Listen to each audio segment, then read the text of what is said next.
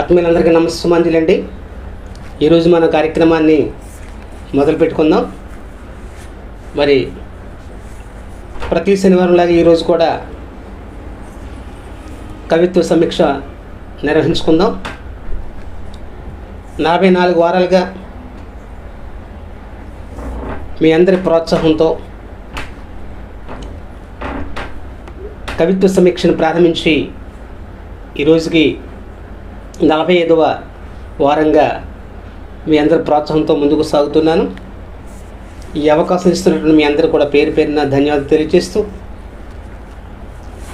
కవిత్వము సమాజాన్ని జాగృతం చేసే విధంగా, ఒక చక్కటి సందేశం ఇచ్చేటువంటి విధంగా కవులు చేస్తున్నటువంటి ఆ ప్రయత్నం ఏదైతే ఉందో ఆ ప్రయత్నాన్ని మనం అభినందించాలి, ప్రోత్సహించాలి.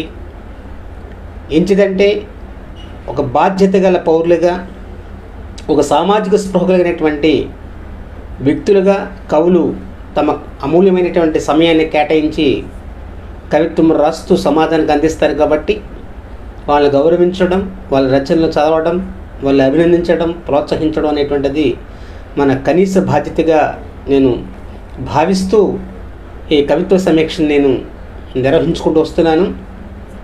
ఇంకా రాబోయే కాలంలో కూడా మంచి మంచి నూతన కవుల్ని, అలాగే కవిత్రుల్ని, వాళ్ళు రాసినటువంటి రచనలు మనం స్వీకరిద్దాం. ఈరోజు నేను మంచి ఒక యువ కవి అయినటువంటి అవధానుల మణిబాబు గారు రాసినటువంటి నేనిలా తానలా అనేటువంటి ఒక పుస్తకాన్ని ఈ వారం నేను సమీక్ష చేయదలుచుకున్నాను. ఇది అవధానుల మణిబాబు గారు, కాకినాడ ప్రాంతానికి చెందినటువంటి అవధానుల మణిబాబు గారు రాసినటువంటి ఈ దీర్ఘ కవిత్వాన్ని మనం ఇవాళ సమీక్ష చేసుకుందాం. ఈ దీర్ఘ కవిత దీని 2019 డిసెంబర్లో ఈయన ముద్రించడం జరిగింది. చక్కగా దీనిలో ఉండేటువంటి భావాలు చూస్తే అద్భుతమైనటువంటి ఒక మంచి పరిణత చెందినటువంటి కవిగా ఈ పుస్తకాన్ని ఆయన రాయడం జరిగింది. ఈ పుస్తకం గురించి ఈయన మాటల్లో ఒక్కసారి విందాం. ఒకసారి ఈయన మాటలకు సంబంధించినటువంటి ముందు మాటలు ఆయన రాసినటువంటి విధానం ఏంటో ఒకసారి మనం చూద్దాం. ఎందుకు, ఏమిటి, ఎలా, వీటి సమాధానాలన్నీ కవితలోనే చెప్పేశాను. అయినా అక్కడ చెప్పలేనివేవో కొన్ని చెప్పాలని ఈ 2 మాటలు నేను ఇక్కడ ముందు మాటగా రాస్తున్నానని చెప్పి మణిబాబు గారు చెప్పడం జరుగుతుంది. నేను నెలల పిల్లాడిగా ఉండగా నాన్నగారు ఉద్యోగరీత్యా ఉప్పాడ దగ్గరలో మూలపేటలో ఉండేవాళ్ళం. ఊహ తెలిసినప్పటి నుండి ప్రతి పర్వదినానికి సముద్ర స్నానం, సినిమా హాల్ లేని ఆ పల్లెటూరులో చుట్టాలు ఎవరొచ్చినా కాలక్షేపం సముద్రమే. అలా ఓ 10 ఏళ్ళు 2004 నుండి కాకినాడలో నివాసం. గడిచిన జీవితంలో ఎక్కువ కాలం సముద్ర తీరంలోనే.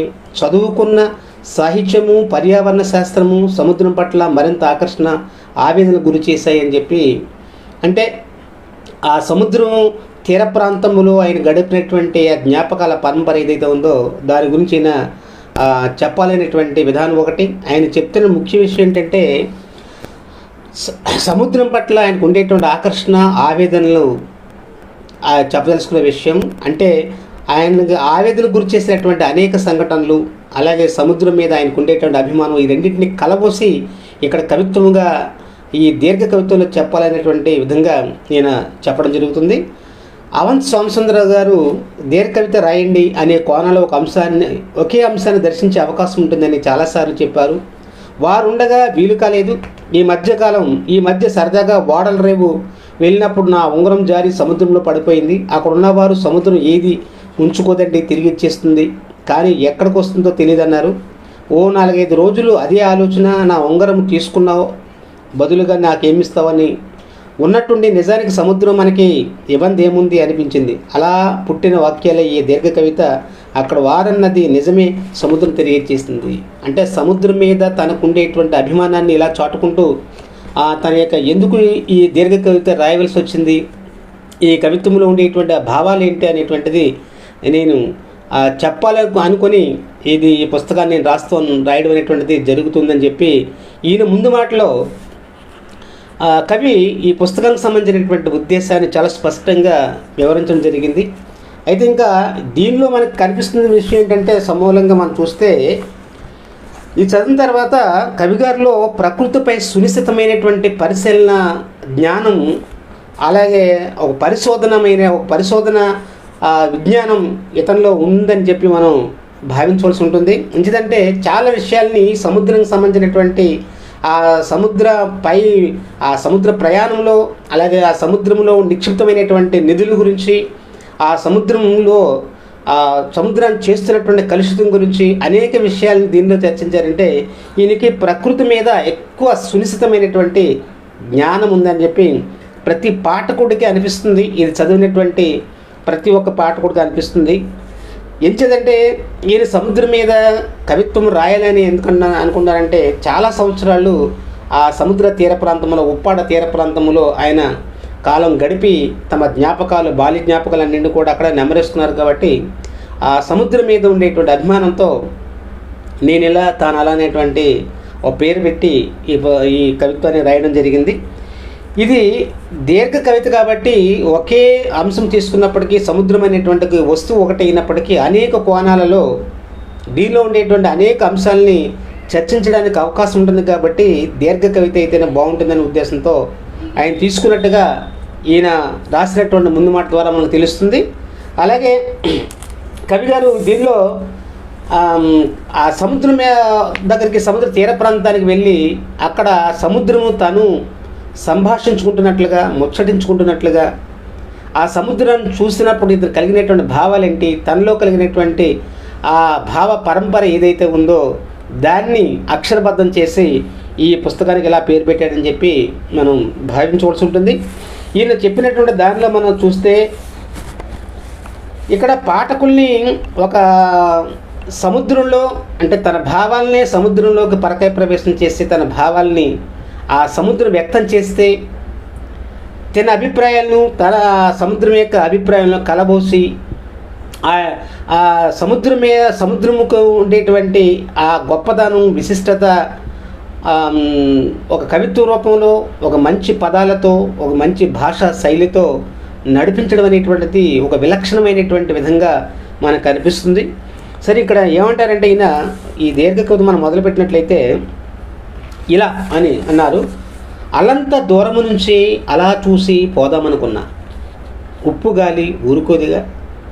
అంటే చాలా దూరం నుంచి ఆ సముద్రం చూసి వెళ్ళిపోదాం అనుకున్నారు ఈయన. కానీ ఉప్పు గాలి ఊరుకోదిగా, చప్పని మనస్సులో తీపి భావాలు, కాలక్షేపం కాళ్ళకు బంధనమైంది, భావ సముద్రం చూసి కాదు ఏమైనా రసపమ్మంది.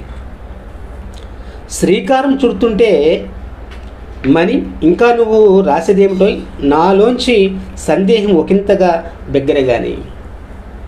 అంటే ఈయన సముద్రం మీద కవిత్వం రాయాలనుకుంటూ తనలో మానసిక సంఘర్షణ, చాలామంది సముద్రం గురించి రాశారు, సముద్ర తీర ప్రాంతం గురించి రాశారు, సముద్రం మీద ఉండేటువంటి ఆ గొప్పతనం అంతా కూడా చాలామంది రాయడం జరిగింది. ఇంకా నేను రాసేది ఏంటి, ఇంకా ఏమి రాయాలి, ఇంకేం మిగిలిపోయింది అని చెప్పి ఇక్కడ కవిగారు తనలో ఒక సంఘర్షణ కలిగింది. ఆ కలిగిన దానికి సమాధానంగా ఎలా చెప్పుకుంటున్నారు, తన నిత్య యవన చైతన్యాన్ని దశాబ్దాల పాటు పదిలంగా దాచిన సందర్భంతో అనుబంధాన్ని ప్రజాకవి అద్దేపల్లి మెరుపు పువ్వుగా వికసింపచేశారు. మానవ జీవిత పరిణామక్రమాన్ని, మహనీయుల చరితార్థాలను అంతరంగ ఆవిష్కరణగా మలచి పర్యావరణ కావ్యంగా సహస్రభారత గరికపాటి సాగర ఘోషను విశ్వవ్యాప్తం చేశారుగా. నదికైనా నీకైనా నడక, కడల వరకైనా నీ కవిమిత్రుడు రామకృష్ణ కవితగా పలికాడుగా. విస్మృత కోణాలను విస్పష్టం చేస్తూ బహుళజాతి సంస్థల దౌష్ట్యాలను, కల్లోలిత కడల్ని, తల్లడిల్లిన తీర వాసాన్ని గనారా నవలలో బంధించారు కదా. ఇక చెప్పేదేముందా అని తన మనసులో అందరూ అన్ని విధాలుగా చెప్పారు, ఇంకా నేనేం చెప్పాలనేటువంటి ఒక భావనతోటి ఆ సముద్ర తీర ఒడ్డున ఉండేటువంటి అక్కడ కూర్చునేటువంటి పరిస్థితుల్లో ఆయన మనసులో వచ్చేటువంటి తీపి భావాల్ని ఈ విధంగా వ్యక్తం చేయడం అనేటువంటి జరిగింది. అరే అలా అంటే ఎలా, మళ్ళీ తనలో తను అనుకుంటూ కొత్త కెరటాలు రానిదే కడలకు చైతన్యం ఏది. ఈ ఒక్క మాటలో మనకి చక్కటి ఒక గొప్ప సందేశం కనిపిస్తుంది ఇందులో. ఎందుకంటే కొత్త కెరటాలు రానిదే కడలికి చైతన్యమేది. ఇక్కడ కడల్ని తీసుకుంటే చైతన్యంగా మనకు కల్పిస్తూ ఉంటుంది. కడలికి చైతన్యం ఏది అనే ప్రశ్న వస్తుంది. అదే మనుషులుగా చూసుకుంటే కొత్త కొత్త భావాలు వస్తేనే కదా సమాజంలో ఒక చైతన్యం కలుగుతుంది అనేటువంటి ఒక పరస్పరమైనటువంటి ఆ భావాన్ని తీసుకోవడం అనేటువంటిది ఇక్కడ కవి చేసినటువంటి ప్రత్యేక విధానంగా నేను భావిస్తాను. ఎందుకంటే కొత్త కెరటాలు రానిదే కొత్త కవిత్వం రావాలి. ఇంక ఎంతమంది చెప్పినప్పుడు కూడా ఇంకా ఏదో కొత్త విషయాన్ని చెప్పాలనేటువంటి ఆ ఉత్సుకత ఏదైతే ఉందో అది పాఠకులకు అందించడం వల్ల ఆ పాఠకుల్లో మరింతగా దాని గురించి, ఆ కవిత వస్తువు గురించి మరిన్ని విషయాలు తెలుసుకోవడానికి అవకాశం ఉంటుంది. కాబట్టి నేను కవిత్వం రాయాలనుకుంటున్నానని చెప్పి ఈయన తనలో కలిగినటువంటి ఆ భావాన్ని సంఘర్షణ పడుతున్నటువంటి ఆ సందర్భంలో ఆయనగా చెప్పుకుంటున్నట్టుగా ఈ కవితలో కనిపిస్తుంది మనకి. కొత్త కెరటాలు రానిదే కడలకు చైతన్యం ఏది, మూలపేట తీరములో ముచ్చడైన వాల్యూములు సంద్రంతో గడపని రోజుందా, హోరికి బెదిరిన గుండె సర్వి చెట్ల నడుమ ఆపేస్తే నెత్తిర నీళ్లు చల్లుకొని రాజీ పడిపోయిన సంగతి, ముసిరిపట్టిన పర్వదినాల్లో నాన్నపై మేకపిల్లెక్కి ఒళ్ళు తొడవకుండానే ఉప్పిటేర్లు దాటిన సంగతి. ఇక్కడ మనం ఒక మంచి ఈ 4 లైన్లో అక్కడ పడుతున్నటువంటి తీర ప్రాంత ప్రజలు పడుతున్నటువంటి అవస్థల్ని ఈ ఒక్క 4 లైన్లో చెప్పడం జరుగుతుంది. ఈయన ముసురు పట్టిన పర్వదినాల్లో నాన్నపై మేకపిల్లెక్కి ఒళ్ళు తడవకుండానే ఉప్పుటేర్లు దాటిన సంగతి. ఎందుకంటే ఆ సముద్ర తీర ప్రాంతంలో చాలామంది ఆ తుఫాన్ సమయంలో ఆ ముసురు పెట్టేటువంటి సందర్భంలో చాలామంది అవస్థలు పడుతూ ఉంటారు. ఆ రోడ్లన్నీ మీద కూడా ఆ ఉప్పు నీరు ప్రవహించడం, దాన్ని దాటుకుని వెళ్ళడానికి చిన్నపిల్లలు వెళ్ళడానికి దాటి వెళ్ళడానికి చాలా కష్టంగా ఉంటే తమ తల్లులు తండ్రులు కూడా వాళ్ళని చక్కగా వాళ్ళ ఒళ్ళు తడవకుండా తీసుకెళ్ళి అక్కడ అప్పచెప్పేటువంటి పరిస్థితుల్లో మనకి చాలా అవస్థలు పడుతున్నటువంటి సందర్భాన్ని ఈ కవితలో చెప్పడం జరుగుతుంది. ఇక్కడ సముద్రము తను సంభాషించుకుంటున్నట్టు ఉన్నప్పటికీ కూడా ఇది ఒక మానవీయ కోణములో రాసినటువంటి కవిత్వంగానే నేను భావిస్తాను. ఎందుకంటే ఒక మానవీయ కోణంలో ఒక సామాజిక బాధ్యతగా ఎక్కడ సమస్య ఉంటే ఆ సమస్యను పరిష్కరించడానికి కవి ప్రయత్నం చేస్తాడు. కాబట్టి ఆ ప్రయత్నం చేసేటువంటి పరంపరలో ఇలాంటి భావాలన్నింటినీ కూడా స్పృశించడం అనేటువంటిది జరుగుతూ ఉంటుంది. కాబట్టి ఆయన రాసిన విధానం చూస్తాం. ముసిరి పట్టిన పర్వ దినాలలో నాన్నపై మేకపిల్లెక్కి ఒళ్ళు తడవకుండానే ఉప్పుటేర్లు దాటిన సంగతి. అలాగే హై స్కూల్ చదువులప్పుడు అంతర్వేది తీరంలో పులిహోర అరటిగెల అరిగి మళ్ళీ ఆకలేసాకే చీకటపడ్డ సంగతి. నరసింహుని కళ్యాణానికి స్కౌట్ బృందంగా వెళ్ళి భక్త జనసంద్రానికి కావలి కాసిన సంగతి. కాస్త ఎదిగాక బృందగాన పోటీలప్పుడు విశాఖ తీరపు వెన్నెల రాత్రుల్లో మాటలు పాటల మధ్య మిత్రోదయమైన సంగతి. ఇక్కడ మంచి పదం రాశారండి నేను, మిత్రోదయం అనేటువంటి ఒక మంచి మాట. ఇక్కడ ఈ మిత్రోదయం అనేటువంటి పదాన్ని ప్రయోగించడం వల్ల ఈయన యొక్క భావ వ్యక్తీకరణ ఎంతో గొప్పదో అనేటువంటి చెప్పవచ్చు. ఎందుకంటే చిన్నప్పుడు ఆ స్నేహితుల మధ్య గడిపినటువంటి సంఘటనలు ఏవైతే ఉన్నాయో ఆ సంఘటనలకి ఆనందం ఉప్పొంగినటువంటి ఆ పరిస్థితుల్లో చాలా మనం సంతోషిస్తూ ఉంటాం. ఆ సంతోష సమయాన్ని నేను ఏమంటారంటే ఇక్కడ చక్కగా మిత్రోదయం అయింది అంటాడు ఆయన. అంటే ఇక్కడ కళ్ళ ముందు జరిగినటువంటి ఒక దృశ్యాన్ని ఆవేదన కలిగించేది అయినప్పటికీ కూడా దాన్ని అందంగా ఆవిష్కరించడంలో మణిబాబు గారు సిద్ధహస్తులుగా ఈ కవిత చదివితే మనకు అర్థమవుతుంది. ఎందుకంటే అక్కడ ఆవేదన కలిగిస్తున్నటువంటి సందర్భం ఉంది. తీర ప్రాంత ప్రజలు ఏ విధమైనటువంటి కష్టాలు పడతారు, ఆ కష్టాల్లో వాళ్ళ యొక్క ఆ జీవిత విధానం ఎంత దుర్భరంగా ఉంటుందో చెప్పడానికి ఆయన ప్రయత్నిస్తూ మళ్ళా పదాలని చక్కగా అందంగా ఆవిష్కరిస్తూ చేస్తుంటారు. ఈయన నరసింహుని కళ్యాణానికి స్కౌట్ బృందంగా వెళ్ళి భక్తజన సంద్రానికి కావలి కాసిన సంగతి. కాస్త ఎదిగాక బృందగాన పోటీలప్పుడు విశాఖ తీరపు వెన్నెల రాత్రుల్లో మాటలు పాటల మధ్య మిత్రోదయమైన సంగతి. ఈ మిత్రోదయమైనటువంటి పదం చాలా ఒక పరిణతి కలిగినటువంటి రచయిత చేసినటువంటి విధంగా ఆ పదప్రయోగం ఉందన్నమాట. ఇంక ఇవన్నీ చెప్తాను ఏమనుకోకు మరి అని సముద్రంతో ఆయన అంటున్నట్టుగా సంభాషిస్తున్నట్టుగా చెప్పడం జరుగుతుంది. ఈ మాత్రం అనుభవాలు అందరికీ ఉంటాయో విషయాలు కాదు విశేషాలు ఉంటే చూడు అని సముద్రం అంటున్నట్టుగా చాలామంది సముద్రం గురించి గరికపాటి వారు చెప్పారు, చాలామంది చెప్పడం అనేటువంటి జరిగింది. అలాంటి విషయాలు చాలా ఉంటాయి, కానీ కొత్త విషయాలు ఏంటంటో చూడు అని మళ్ళా ఆ సముద్రాన్ని చేత ప్రశ్నింప చేసుకునేటువంటి ఒక నిజాయితీ కలిగినటువంటి కవిగా మనకి ఇక్కడ కనిపించడం జరుగుతూ ఉంటుంది. పూర్తిగా చెప్పని చిన్నప్పటి ఉప్పాడ గుడిని క్రమంగా సందరం కలిపేసుకున్న సంగతి, భావనారాయణ చక్రస్నానం వేళ స్వామితో మునిగి తరించిన సంగతి. చూడండి, ఇక్కడ చిన్నప్పుడు ఉప్పాడ గుడిని క్రమంగా సంద్రము కల్పించుకున్న సంగతి ఇక్కడ చాలా జాగ్రత్తగా మనం గమనిస్తే, మరి సముద్ర తీర ప్రాంతం కోతకు గురై అక్కడ ప్రజలు పడుతున్నటువంటి ఇబ్బందిని ఈ యొక్క వాక్యంలో రచయిత మన దృష్టికి తీసుకొస్తున్నారు. ఇక్కడ చిన్నప్పటి ఉప్పాడ గుడిని క్రమంగా సందనం కల్పించుకున్న సంగతి, భావనారాయణ చక్రస్నానం వేళ స్వామితో మునిగి తరించిన సంగతి, ఇవన్నీ కూడా నా జ్ఞాపకాల్లో ఉన్నాయి అని చెప్పి అక్కడ మణిబాబు గారు తన దీర్ఘ కవితలో చెప్పడం జరుగుతుంది. అంటే ఇక్కడ దీనిలో మనం చూస్తే, ఈ ఒక సామాజిక పరంగా చూస్తే సాటి మనుషుల పట్ల, సాటి అక్కడ జరుగుతున్నటువంటి ఆ ప్రాంతంలో జరుగుతున్నటువంటి ఆ కష్ట దుర్భర పరిస్థితుల మీద సానుభూతితో ఈ కవిత్వాన్ని రాస్తున్నట్లుగా, ఈ పదాలన్నీ కూడా ప్రయోగిస్తున్నట్లుగా మనకు అనిపిస్తుంది అన్నమాట. తొలిసారిగా జంటగా వెళ్ళి వారాసులు ప్రేయస్గా పరిచయం చేసిన సంగతి, పసివాడినై పాపాయితో కడలి ఒడిని ఆడిన సంగతి, సాహితీ సర్వంతి మిత్రులతో కవన భోజనం పేరిట హోప్ ఐలాండ్ యాత్రలో భయంగా పరవశించిన సంగతి, ఏమీ తోచనప్పుడు మనసు భారంగా తోచినప్పుడు, సంఘర్షణలో తోచనప్పుడు కారణం వెతికి మరీ కడలను చూసొచ్చిన సంగతి.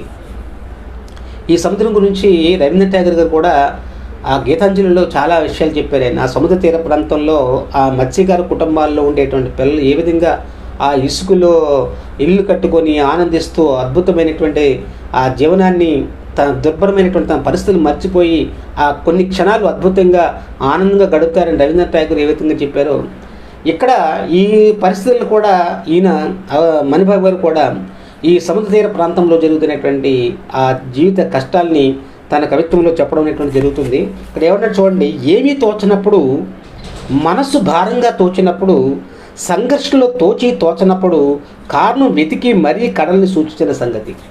ఆయనకి ఎప్పుడన్నా బాధ కలిగినప్పుడు, ఏమీ తోచనప్పుడు, ఏమి సమాజానికి చెప్పాలనుకునేటువంటి భావన కలిగినప్పుడు అక్కడ తోచనప్పుడు అనేటువంటి పదప్రయోగం చాలా చక్కగా అక్కడ ప్రయోగించడం జరిగింది.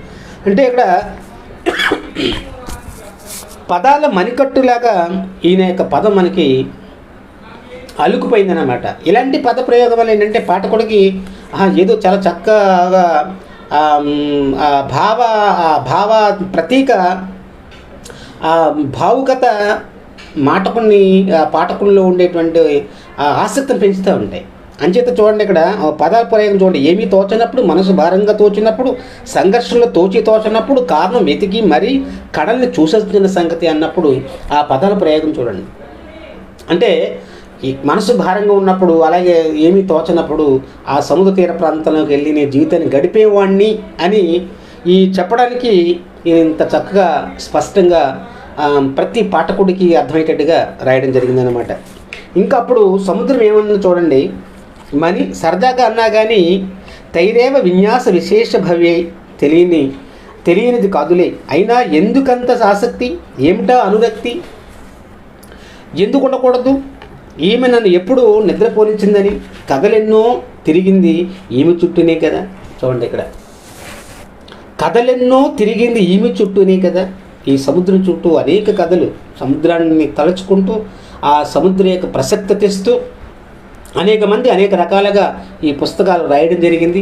నులక మంచంపై పడుకోబెట్టి, తుంగచప్పపై కూర్చోబెట్టి అమ్మమ్మలు చెప్పిన అవతారాలు, పురాణాలు, మామయ్య బాబయ్యలు వినిపించిన రాబిన్సన్ క్రూసో, సింబాద్ సాహసాలు, తెప్పగా మర్రాకు మీద పాటలు వింటూ కళ్ళ అధిక శాతం సాగరయానమే కదా.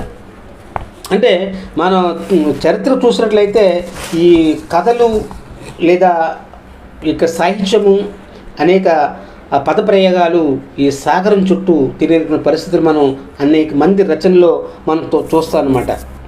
అంచేత ఇలాంటి పదప్రయోగం మనం చూసినప్పుడు కవి చెప్తున్నటువంటి విషయంలో మనకి ఆ సముద్రం యొక్క విశిష్టతను మనకు తెలియచేయడమే కాకుండా ఆ సముద్రాన్ని నమ్ముకొని ఆ సముద్రం మీద బతుకుతున్నటువంటి మనుషుల యొక్క జీవన విధానం, జీవన గమనం ఎంత పరిస్థితులు దుర్భరంగా ఉంటాయనేటువంటి పరిస్థితిని కూడా ఆయన చెప్పడం జరుగుతుంది. ఇంకొక మాట అంటారు ఏంటి, పాల సముద్రం ఉందని విన్న తొలిసారి తోడు పెడితే పెరుగవుతుందా, లవణ సముద్రంతో కలిస్తే విరిగిపోతుందా, సందేహాలతో గడిచిన రాత్రులు మరికొన్ని, ఎన్ని సినిమాలో ఎన్నెన్ని వింతలో, సాగర కన్యలు, ప్రమాదాలు, ప్రేమ కథలు, నిక్షేపాల అన్వేషణలు, శేషాలో పంపిన సందేశాలు, తెలిసి తెలియని వయసులో ఎంతెంత ఆశ్చర్యాలని, అట్లాసులో బల్లపరుపు కాగితమైనప్పుడు గ్లోబులో గుండ్రంగా తిరుగుతున్నప్పుడు 7 రంగుల మధ్య నీలమొక్కటి నిక్కమే ఆకర్షించింది కదూ, ఒక భూగోళం పుస్తకమేనా, ప్రతి శాస్త్రము సాగరమే కదూ,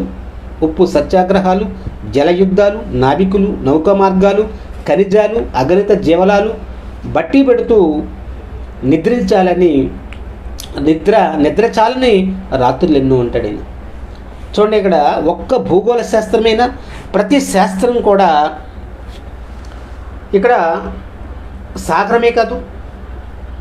ఏ శాస్త్రం తీసుకున్నప్పటికీ సాగర శాస్త్రాన్ని ప్రస్థానం చేయడం, ఉప్పు సత్యాగ్రహాలు జరిగేటువంటి చరిత్ర ఉంది, జలయుద్ధాలు జరిగేటువంటి చరిత్ర ఉంది, నౌకా మార్గాలు, ఖనిజాలు, ఇవన్నింటికి సంబంధించినటువంటి అనేక విషయాల పరంపరలు ఈ సముద్రంకి సంబంధించినటువంటి ఈ ఇతివృత్తంలో ఈ వస్తువులో మనకు కనిపిస్తాయని చెప్పి చెప్పడం జరుగుతుంది. సాహిత్య జీవనయ్యాక కథలలో, నవలలు, కవితలు, విషమయ జలాలు, కలుషిత తీరాలు, అంతరిస్తున్న జీవ వైవిధ్యం, తరలిపోతున్న విందనం. ఇది అక్కడ కవిని ఆవేదన కలిగించిన విషయం. ఇది అసలు సముద్రం మీద అభిమానంతో పాటు సముద్రంపై జరుగుతున్నటువంటి ఆ అన్యాయాలు ఏవైతే ఉన్నాయో వాటిని చూసినటువంటి కవి గారికి ఒక ఆవేదన కలిగి ఈ పదాలు రాశాడని భావిస్తూ ఉంటారు. ఎందుకంటే ఇక్కడ మనం చూస్తున్నటువంటి విషయాల్లో విషమయ జలాలు, కలుషిత తీరాలు, అంతరిస్తున్న జీవవై, కలుషితమైనటువంటి విధంగా మనం ఈ సముద్రాన్ని సముద్రాన్ని సర్వనాశం చేసేటువంటి పరిస్థితి ఉంటుంది. దానివల్ల అంతరించిపోతున్నటువంటి ఆ జీవులు ఎంతోమంది ఉన్నాయి. వాటన్నింటిని చూస్తుంటే మరి మనసు చివుకమంటుంది అనేటువంటి ఆవేదనతో రాసినటువంటి ఆ విధానం చూడండి. అంచేత నేను చెప్తాను, ఈ కవిత్వములో సముద్రం మీద ఉండేటువంటి ఆ అందచందాలే కాదు, మానవీయ కోణములో ఆ సముద్రాన్ని, మనిషిని, సముద్రం యొక్క గొప్పతనాన్ని, మనిషి యొక్క ఈ స్వార్థాన్ని రెండింటినీ కూడా కంపేర్ చేసుకుంటూ ఆ సముద్రానికి ఉన్నంత విలువ, ఆ సముద్రానికి ఉన్నంత జ్ఞానం ఈ మనిషికి లేకపోతుందే అనేటువంటి ఒక ఆవేదనతో కూడినటువంటి విషయాన్ని ఈ కవిత్వంలో చెప్పడం జరుగుతుంది. అంచేత ఏమంటారంటే విషమయ జలాలు, కలుషిత తీరాలు, అంతరిస్తున్న జీవ వైవిధ్యం, తరలిపోతున్న విందనం. ఈ వ్యధలు గాథలు చదివి విని నిద్ర దూరమైంది ఏమి వల్లనే కాదు. అంటే ఇక్కడ ఇంత ఘోరం జరుగుతూ ఉంటే ప్రక్కనున్న మనం లాంటి వాళ్ళకి, ఈ సముద్ర తీర ప్రాంతంలో నివసిస్తున్నటువంటి వారికి చాలా బాధ అనిపిస్తుంది కాదు అనేటువంటిది ఈ కవి యొక్క ఈ అంతరార్థంగా మనం చెప్పవచ్చు. ఇక్కడ ఏమంటారంటే మనం విషయం చెప్పుకోవాలి. ఇక్కడ సృష్టి మనిషిని ఒడిలో పెట్టుకొని జ్వాలలాడిస్తూ ఉంటే మనిషి సృష్టిని పెనంలో వేసి విరేపుతున్నాడండి. అది మనం గమనించవలసినటువంటి విషయం. మనిషి కోసం సృష్టి ఆహ్లాదమైనటువంటి అన్ని హంగులు ఇచ్చింది. ఆ జీవనదులు కానీ, ఆ సముద్రాలు కానీ, ఆ ప్రకృతి కానీ, ఆ పచ్చదనం కానీ మనిషికి వరం. ఆ వరం లాంటి వాటిని పక్కన పెట్టి మనిషి ఏం చేస్తాడంటే ఆ సృష్టిని బ్రేగిపోయేలాగా పెనం మీదేసి వేగి చేసినట్టుగా అది తగలబెట్టేస్తున్నాడు అనేటువంటి విధానం, ఒక ఆవేశం, ఒక ఆవేదన కలిగించినటువంటి సందర్భం దీనిలో మనకు కనిపిస్తుంది. ఇంకా ఈ 37 ఏళ్ల ప్రేముణ్ణి మాట చేసి చెప్పొద్దంటే స్నానం చేయకుండా సముద్రాన్ని చూసి వచ్చేసినంత ఒట్టు కానివై కాదన్నమా నిరంకుత్సాహ కవయ విన్నానులే అన్నప్పుడు ఇంకేమన్నారు చూడండి. సంద్రమ తాను అడిగిన ప్రశ్నే నేను అడుగుతున్నా, ఎందుకు నీ వంటి అపేక్ష? అప్పుడు సముద్రం ఏమంటుందంటే, వెదువాడ నువ్వు నా సంక్షిప్త రూపాన్నివి, నేను నీ సమగ్ర స్వరూపాన్ని. నేను అర్ణవం, నీవు ఆక్వేర్యం, నీ భాషలో తుమేవహం అంతే. అంత మాటన్నావు అచ్చాలు, సంగతులు ఏనాటివో సుడులు తిరుగుతున్నాయి మదిలో, సృజన దాటి స్ఫురణ స్మరణ పునశ్చరణ పరుగులెడుతున్నాయి. నిలబడి చూస్తుంటే చేతుల చాచి పిలుస్తావు, నావ సాగిపోతుంటే ఎగసి భయపడతావు. నీపై నుంచి ఎగురుతుంటే అమ్మ బాబోయ్ అని అనిపిస్తావు. ఇంత నటన అవసరమా అని సముద్రాన్ని ప్రశ్నిస్తున్నాడు ఈయన. మీరు మాత్రం చెరువులో ఉన్నప్పుడు దూరమవుతున్నప్పుడు ఒకేలా ఉండరుగా, మన వైఖరిలో మార్పు తప్ప దోషం పర్లేదు కాదు. చూడండి, ఇప్పుడు సముద్రం ఏముందంటే మీరు అంటే ఇక్కడ మనుషులని అర్థం, ఆయన ఒకరిని కాదు. ఇక్కడ వాళ్ళిద్దరూ సంభాషించుకుంటున్నప్పటికీ మొత్తం మానవ జాతికి సంబంధించినటువంటి ఆ ప్రశ్నగా మనం భావించాలి. మీరు మాత్రము చెరువులో ఉన్నప్పుడు దూరం అవుతున్నప్పుడు ఒకేలా ఉండరుగా, మన వైఖరిలో మార్పు తప్ప దోషం పర్లేదు కాదు. ఇది చాలా మనం అర్థం చేసుకోవాల్సినటువంటి చాలా అద్భుతమైనటువంటి ఒక సందేశం కనిపిస్తుంది ఇందులో. ఒక ఏంటంటే మన వైఖరిలో మార్పు తప్ప దోషం పర్లేదు కాదు. మన వైఖరిలో లోపం ఉంది కాబట్టి అక్కడ పరిస్థితి అలా జరుగుతుంది. మన పరిస్థితుల్లో మన వైఖరిలో మార్పు లేకపోతే, దోషం లేకపోతే, లోపం లేకపోతే పరిస్థితులన్నీ కూడా చక్కగానే ఉంటాయి. ఆ రెండు లైన్లు ఎంతో అంతరార్థాన్ని స్ఫురిస్తూ ఉంటాయి ఈ కవిత్వం గురించి, ఈ కవిలో ఉండేటువంటి ఆ భావావేశం గురించి. కాబట్టి ఇలాంటి పదాలు ప్రయోగించడం వల్ల పాఠకుడికి ఒక ఆలోచన కలిగిస్తూ ఉంటుంది. అంతే కదా, మనలో ఉండేటువంటి వైఖరిలో మార్పు బాగా ఉన్నట్లయితే ఇంకా పరుల విషయం కూడా బాగానే ఉంటుంది. మన వైఖరిలో మార్పు లేనప్పుడు పరుల యొక్క విషయంలో కూడా ఆ విధంగానే ఉంటుందని చెప్పడానికి కవి చేసినటువంటి ప్రయత్నం, కవి చేసినటువంటి పదప్రయోగం చాలా అద్భుతంగా ఉందని నేను చెప్తాను. ఇక్కడ ఏంటంటే ఇది అక్షర సత్యం కూడా, ఆనిముత్యం లాంటి సూక్తులు ఉన్నాయి. ఇది ఒక మంచి సూక్తి అని చెప్పుకోవచ్చు. ఈ దీర్ఘ కవిత్వం చదువుతున్నప్పుడు అనేక ఆనిముత్యం లాంటి సూక్తులు ఉన్నాయి, నినాదాలు ఉన్నాయి, ఆవేదన భరితమైనటువంటి సందేశం ఉన్నాయి. అన్ని రకాలుగా కవి ఈ చిన్న చిన్న పదాలలో అనల్పమైనటువంటి అర్థాన్ని స్ఫురింపచేసేటట్లుగా